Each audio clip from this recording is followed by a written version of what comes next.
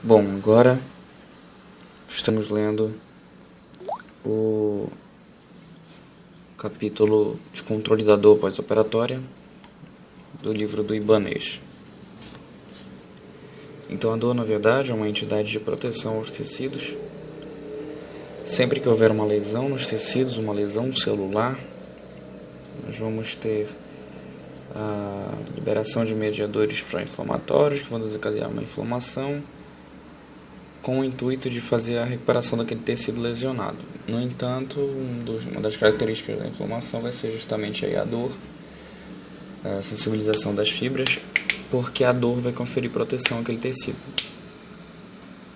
Só que se a dor ficar por muito tempo, se ela se instalar e ficar persistindo, ela acaba sendo deletéria, pois consome reservas e tem uma série de consequências sistêmicas. Então nós vamos ter no primeiro momento aí, com a sensibilização das fibras sensitivas ao redor da lesão, vamos ter consequências como estresse, ativação de vias catabólicas, que vão resultar em taquicardia, hipertensão, hiperglicemia e mobilização dos estoques de glicogênio para neoglicogênese. Esse estado aí associado a um hipermetabolismo, esse estado de hipermetabolismo associado a uma má alimentação, levar a um balanço energético negativo.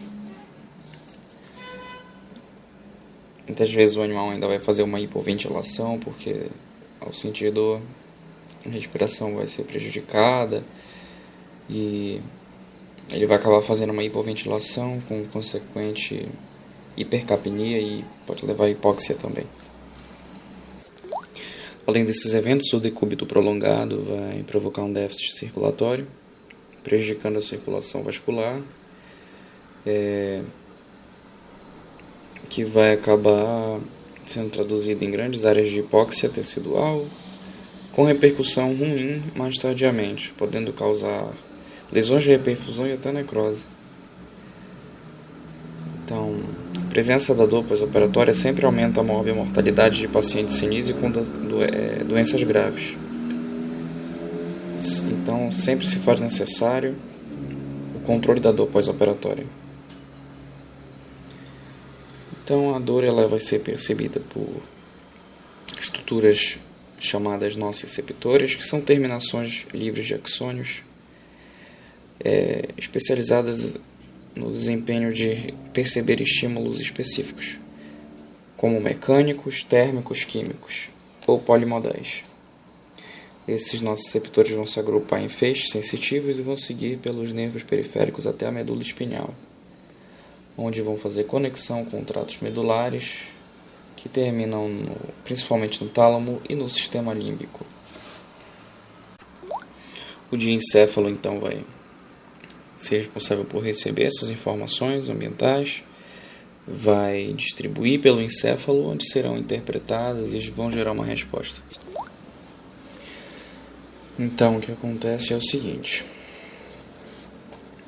basicamente nós vamos ter os nociceptores, capitulando aí, são terminações de axônios livres que vão ser especializados em receber estímulos térmicos, químicos e mecânicos, como nós falamos, e esses nossos receptores vão levar informações por feixes sensitivos pelos nervos periféricos até a medula espinhal, que vai fazer conexão com tratos medulares e vão levar isso daí até o tálamo e sistema límbico. O diencéfalo vai receber essas informações, vai repassar ao encéfalo, distribuí-las pelo encéfalo, que vão ser interpretadas e vão gerar uma resposta. Beleza, até aí tudo bem. O que a gente tem que saber é o seguinte: quando tem um trauma tecidual, a gente vai ter liberação de mediadores inflamatórios que vão diminuir o limiar de despolarização dos nossos receptores, ou seja, nossos receptores vão ficar facilmente ativos, vão ficar facilmente acionáveis, digamos assim. Isso aí, num primeiro momento, vai acontecer somente com os nossos receptores da área afetada. Isso é chamado de hiperalgesia primária. Mas se o trauma for grande, a gente vai ter um grande volume de mediadores que vão se espalhar por regiões um pouco mais distantes do trauma inicial, provocando uma hiperalgesia secundária. Então, a hiperalgesia vai fazer com que antes os estímulos que eram pouco intensos sejam percebidos como muito intensos. Essa hiperatividade, hipersensibilização, vai acarretar numa diminuição e inibição das vias analgésicas descendentes da medula. Ou seja, vai aumentar mais ainda a dor. Então, além de diminuir o limiar de despolarização dos nociceptores, esses mediadores inflamatórios vão ativar fibras de sensação tátil dormentes e sensibilizar aquelas já ativas, fazendo com que estímulos proprioceptivos e táteis agora sejam percebidos como estímulos dolorosos. Isso aí se chama alodínia. Bom, em relação às vias da dor, nós vamos ter a nocicepção, transmissão, depois a modulação, por fim a projeção e por último a percepção ou integração. Funciona da seguinte maneira. A nocicepção vai ser o primeiro estágio, quando ocorre despolarização e sensibilização dos nociceptores frente ao estímulo ambiental recebido. Em seguida, esse estímulo vai ser conduzido dos nociceptores até a medula através de nervos periféricos. Essa condução desse estímulo do nociceptor até a medula se chama transmissão. Por fim, ao chegar na medula, nós chegamos agora na etapa da modulação, onde ocorre sensibilização e condução dos estímulos pelo trato medular. E aí, nesse momento, ao chegar na medula, que esse estímulo ele pode ser inibido ou aumentado, dependendo de equilíbrios que vão ocorrer na medula. Em seguida, ele vai da medula até o tálamo e sistema límbico. Essa condução que está da medula até o tálamo e sistema límbico se chama projeção. Por fim, ao chegar no encéfalo, no sistema límbico e tálamo, nós vamos ter a percepção ou interpretação desse estímulo, justamente o nome dessa etapa é integração ou percepção, e consequentemente será gerada uma resposta. Por exemplo, a resposta inibitória descendente, que vai fazer com que, após o sistema nervoso central perceber o estímulo, ele vai mandar uma resposta descendente que vai inibir os estímulos ascendentes, para que o encéfalo não seja bombardeado de informações desnecessárias, visto que ele já percebeu o estímulo.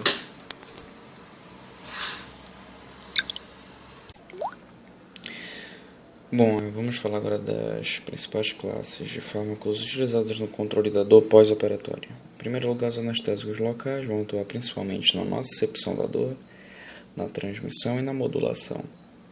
Eles vão atuar estabilizando as membranas das células, impedindo a despolarização e a propagação dos estímulos, seja pelas vias periféricas ou pela medula. Ou seja, vamos lá, ele vai impedir a despolarização da célula. Assim, não tem como os nociceptores iniciarem o estímulo de percepção da dor e nem de propagarem esse estímulo pelas vias periféricas. Por exemplo, não tem como pela via periférica se você fizer bloqueios infiltrativos ou regionais, e também não tem como bloquear e não tem como transmitir pela medula se você fizer um bloqueio espinhal. Entendeu? Então a gente vai ter como os principais fármacos usados aí nesse sentido lidocaína e bupivacaína na veterinária. A lidocaína, ela pode ser usada em infiltrações locais até 10 mg por quilo com vasoconstritor.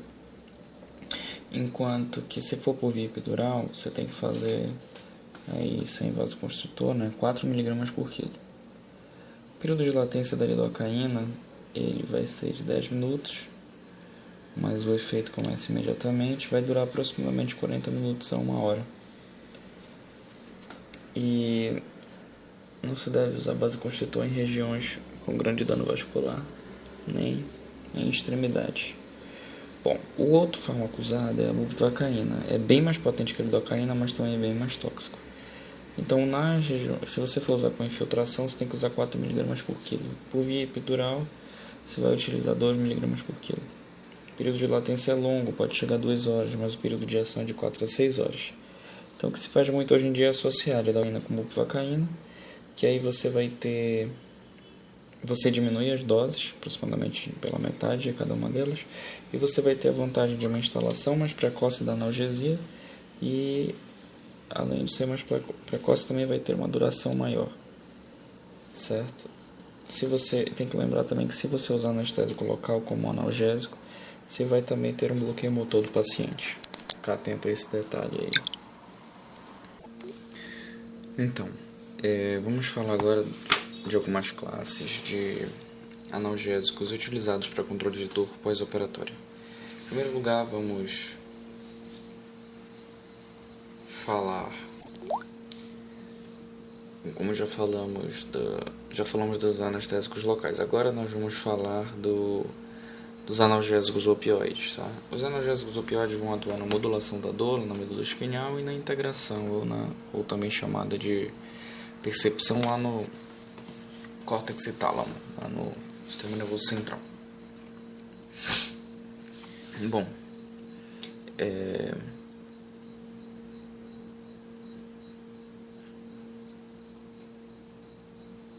os efeitos analgésicos dos opioides consistem basicamente em aumentar o limiar de despolarização dos neurônios no tratos medulares.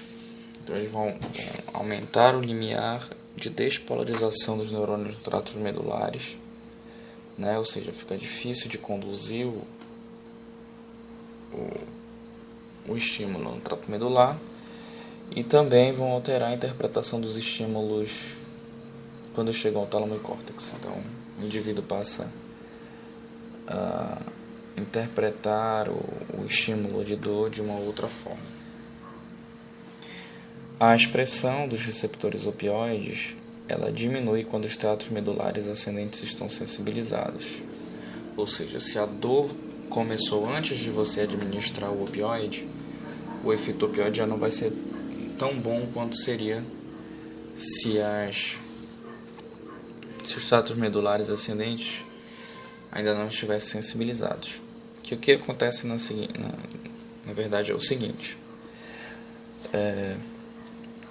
a hiperatividade da COX-2. Da feita que começa a inflamação, já temos a presença da COX-2 lá, certo? Então, a hiperatividade da COX-2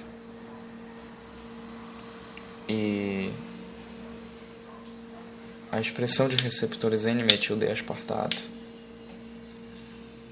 relacionados com a dor, além da produção de glutamato, também tudo envolvido aí no processo inflamatório, de glutamato e aspartato, vão diminuir então a expressão dos receptores Mi medulares. Consequentemente, os efeitos dos opioides será menor depois que o processo álgico já se instalou. Bom, podemos escolher para tratar o paciente como alguns opioides muito potentes, como a morfina e o fentanil, ou derivados de fentanil. Tá?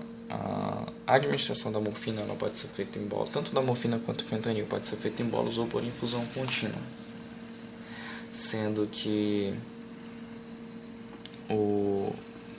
na morfina, se você for administrar em bolos, você vai administrar de 0,1 a 0,5 mg por quilo a cada 4 ou 6 horas, ou bolos, tá? Se for morfina por infusão contínua, você vai administrar no máximo 0,2 mg por quilo por hora, tá? Enquanto que o fentanil em bolos vai ser de 2,5 a 5 microgramas por quilo por hora, 2,5 a 5 microgramas por quilo a cada 20 minutos, ou você vai fazer, se for infusão contínua, 1 a 2 microgramas por quilo por hora, tá? Bom, aí agora para a gente ter uma noção de outras medicações também não tão fortes, tá? Pode ser usado, por exemplo, aí a meperidina. Meperidina você vai fazer 4 mg por quilo a cada 2 ou 4 horas. Tá? Se o animal for ficar internado, você vai poder manter um catéter por via epidural para fazer infusão de opioides nessa via. Para fazer ingestão de morfina em pós-operatório e epidural para controle de dor, você vai fazer 0,1 ml por quilo diluído em solução salina, certo? Isso aí você vai produzir uma analgesia na parte alta do abdômen, quase chegando no tórax até a parte caudal. E você vai ter uma analgesia de 24 horas aproximadamente. Por que isso aí? Porque a morfina é hidrossolúvel e demora mais para se dissolver no líquor. Então vai ficar ali por muito tempo. Já o fentanil, você vai usar uma dose de 2,5 micrograma por quilo, certo? E como ele é lipossolúvel, ele já vai ter uma ação mais rápida, vai se difundir mais rápido pela meninge, mas o período hábil também é mais curto. Então, como ele não vai ficar muito concentrado, se dissolver por todo o trato medular, então ele já vai ter um efeito mais local. Agora, se você quiser, você pode diluir ele em solução salina para que ele possa ir em volume maior e se difundir mais cranialmente. Se não for ficar internado, se o animal não for ficar internado, você pode prescrever para casa por via oral codeína ou tramadol 2 mg por quilo a cada 8 horas. Ou se você quiser também, né, a morfina, só que a morfina por via oral ela é 4 mg por quilo a cada 6 horas, mas ela não é muito bem... ela perde bastante seu efeito quando é por via oral, porque ela tem uma degradação no estômago, certo? O tramadol e a codeína, eles são agonistas puros, mas são agonistas no caso puros, mas eles têm uma baixa potência, tá? Então ele tem que ser associado, geralmente, se for uma dor intensa, eles têm que ser associados, mas para pós-operatório eles seguram bem a dor. Agora, a não ser que seja uma cirurgia muito cruenta, cause uma dor muito grande. O tramal, ele vai atuar de duas formas, né, lá nos receptores opioides, e também ele vai atuar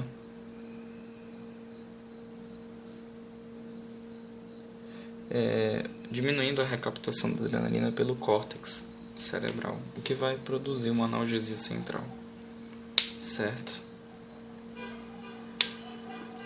Agora, a gente tem também opioides agonistas kappa, como o butorfanol e a nalbufina. Só que eles têm um custo caro, além de que tem um efeito analgésico baixo, não é tão potente. E além de mais, eles ainda têm um efeito teto, porque os agonistas puros, eles têm um efeito dose dependente. Aumentou a dose, aumentou o efeito. Já os kappa, eles já vão, que são os parciais, eles têm o efeito teto. O efeito é que eles atingem uma dose máxima. Se você aumentar a dose lá, ele não aumenta a analgesia não, só aumenta os efeitos colaterais.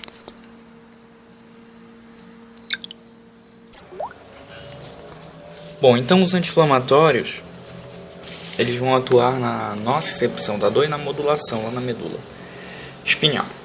O processo inflamatório é uma resposta de defesa dos tecidos tem função protetora e reparadora. Sempre que existe um dano celular, um dano nos tecidos, nós vamos ter a inflamação para regenerar, né, como estávamos falando, e também para proteger, porque um dos sinais da inflamação vai ser a dor. Toda cirurgia deve ser abordada com um anti-inflamatório. O que acontece é que nós temos as COX-1, COX-2 e COX-3, como falado anteriormente. COX-1 ela é estrutural, a ciclooxigenase 1 é estrutural, ela é constitutiva, né? Ela vai estar presente em vários tecidos, vai auxiliar nas funções orgânicas como agregação plaquetária, proteção dos rins, proteção gástrica, etc. A COX-2 também tem essas funções boas, mas ela está bastante presente nos processos inflamatórios. Então ela vai ter importante função aí como mediando o glutamato, aspartato e a expressão do N-metil-D-aspartato, que são os responsáveis pela hiperalgesia secundária, ou seja, a presença do do COX-2 vai estimular aí a hiperalgesia e uma resposta inflamatória muito maior. A COX-3 ela já vai estar mais relacionada com a modulação da atividade inibitória descendente, ou seja, ela vai estar modulando ali, controlando a resposta inibitória descendente.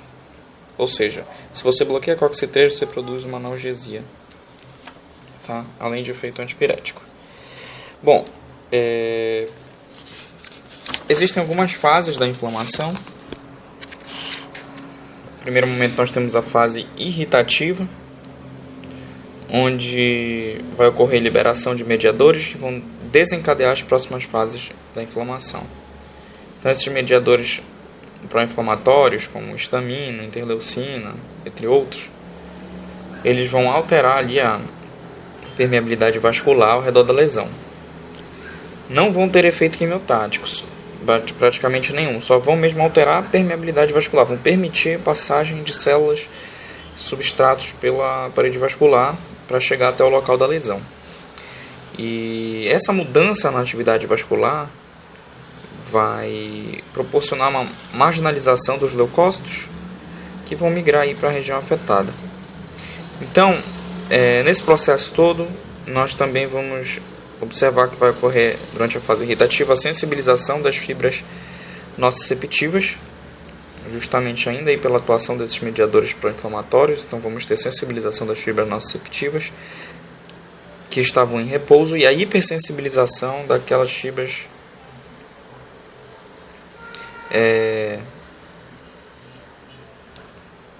ou seja, a gente vai ativar as fibras que estavam dormentes e hipersensibilizar as fibras que já estavam ativas. Basicamente essa aí vai ser a função também dos substâncias pró-inflamatórias, mediadores pró-inflamatórios, tá?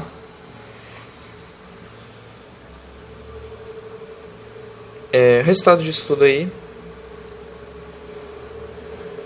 vai ser uma diminuição do limiar das fibras,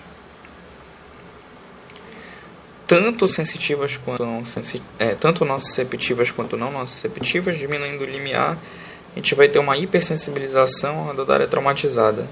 Aí a gente vai ter o que a gente chama de hiperalgesia primária. E a liberação de todos os estimuladores desses mediadores vai depender exclusivamente da agressão celular. O que acontece é o seguinte: a segunda fase já vai ser exudativa, onde nós vamos ter o extravasamento de líquido e proteínas e migração de célula pelos poros dos capilares alterados. Nesse momento, os macrófagos que estão sendo ativados pelos mediadores pró-inflamatórios vão começar a secretar COX-2 na região afetada. Aí a COX-1 e a COX-2 vão sintetizar prostaglandinas inflamatórias, piorando aí a sensação álgica, né? O aspecto de doloroso no local.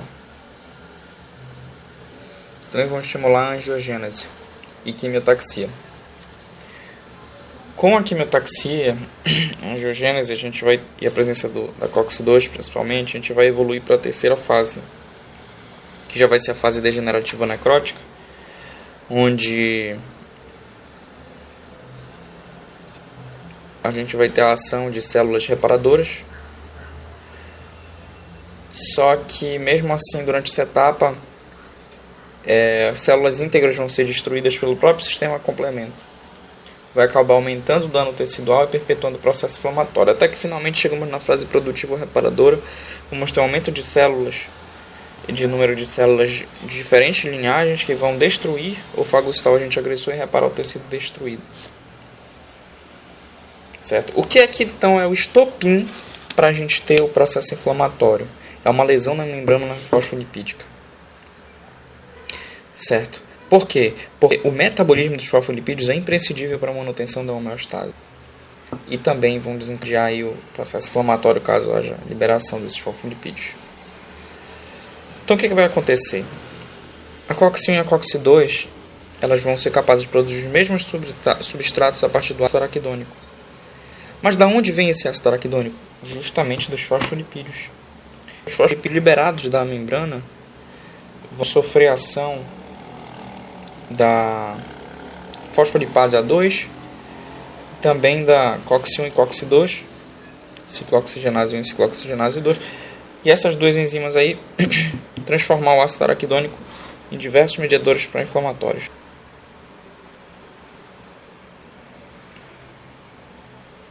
Dessa forma,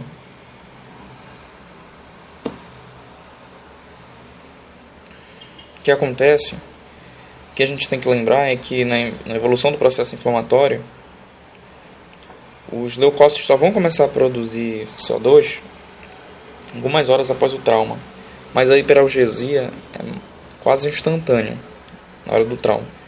Isso ocorre porque as células lesadas já vão liberar aí um pouquinho de ácido araquidônico proveniente lá dos fosfolipídios das membranas. Dessa maneira, a COX-1, que já é constitutivo e está lá no local da lesão, vai acabar degradando esse ácido araquidônico, transformando já nas primeiras prostaglandinas inflamatórias. A gente vai poder classificar aí anti-inflamatórios como inespecíficos, que são aqueles que bloqueiam tanto COX-1 como COX-2, mas principalmente a COX-1. Então os inespecíficos são principalmente COX-1 e um pouco COX-2. Tem também os seletivos ou preferenciais, que vão bloquear principalmente COX-2 e um pouco da COX-1, e aqueles que são específicos. Os específicos vão bloquear somente a 2, COX-2. Sendo que, por exemplo, alguns anti-inflamatórios como o carprofeno, vedaprofeno e meloxicam, eles são o que a gente chama de seletivos, ou seja, vão atuar na COX-2. Tá? A dose do carprofeno é 2 mg por quilo a cada 12 horas. E eles vão atuar, na verdade, o carprofeno vai atuar, na verdade, na fosfolipase alfa-2, enzima responsável por produzir o ácido araquidônico a partir dos fosfolipídios da membrana. Então, o que acontece, mais uma vez relembrando, é que saiu o fosfolipídio da membrana, a fosfolipase A2 vem, transforma esse fosfolipídio em ácido araquidônico. Aí o que acontece? COX-1 e COX-2 pegam o ácido araquidônico e fazem um estrago, meu querido. Transformam todo este ácido araquidônico em mediadores pró-inflamatórios. Meu amigo, então decore, porque a verdade se revelou agora. Há uma lesão celular. Os fosfolipídios ou proteolipídios da membrana se quebram, são liberados da membrana, se tornam fosfolipídios livres, proteolipídios livres.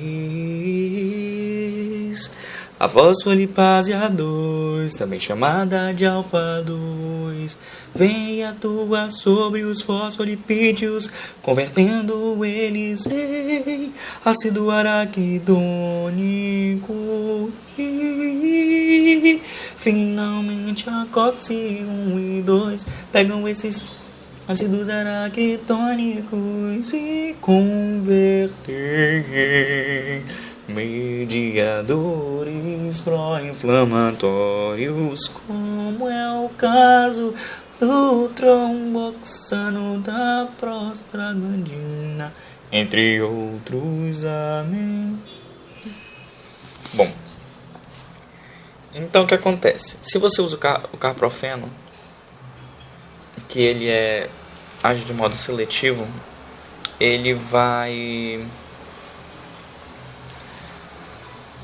atuar sobre a fosfolipase, impedindo que a fosfolipase converta os fosfolipídios em ácido araquidônico. Assim a gente tem uma interrupção da cadeia inflamatória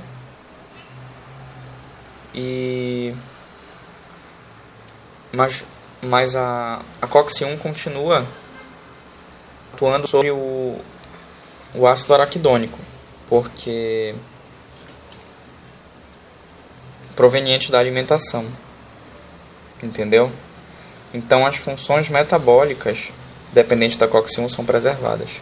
Então se você quebra a liberação de lipídios, o excesso de fosfolipídios, não vai ter mais O COX-2 não vai conseguir ficar fazendo mediadores pró-inflamatórios, que não vai ter excesso de fosfolipídios. O pouco fosfolipídios que sobrarem vão ser provenientes da dieta, vão sendo convertidos em ácido araquidônico, o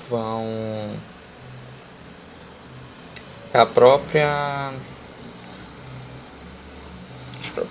ácido araquidônico proveniente da dieta vai estar sendo utilizado pela COX-1 para manter as funções vitais, renais, gastrointestinais, vasculares, etc.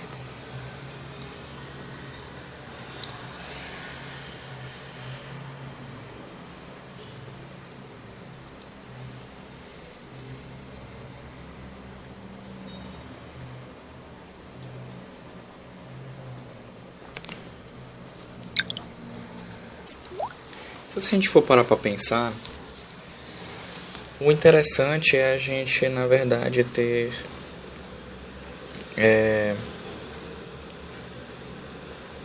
um anti-inflamatório inespecífico, ao invés de um seletivo para COX-2, porque o inespecífico vai bloquear COX-1 e COX-2, entendeu? Porque mesmo que você bloqueie só COX-2, a COX-1 ainda pode pegar ali um pouquinho de ácido araquidônico e ainda pode fazer um início de processo inflamatório, mas se quer duas, isso não vai acontecer nunca. Só que o problema é que todos os anti-inflamatórios que são inespecíficos, eles são muito fortes, e aí, inibindo COX-1 e COX-2, você não vai mais preservar funções de proteção gástrica, renal, entendeu? Por isso que se convencionou utilizar mais COX-2. A dipirona, já agora falando dos inibidores do COX-3, dipirona e paracetamol. A dipirona vai ser usada em cães e gatos, mas o paracetamol só em cães. Além dessa, também pode ser usada em alfadores adrenérgicos, como por exemplo a xilazina. Eles vão se ligar a receptores do córtex cerebral, impedindo a recaptação de adrenalina, parecida com a ação do tramal, né? Uma das ações do tramal. Agora, geralmente se usa ele como analgésico, não pós-operatório, e sim pré, porque ele tem efeitos depressivos e sedativos, depressivos no sistema circulatório.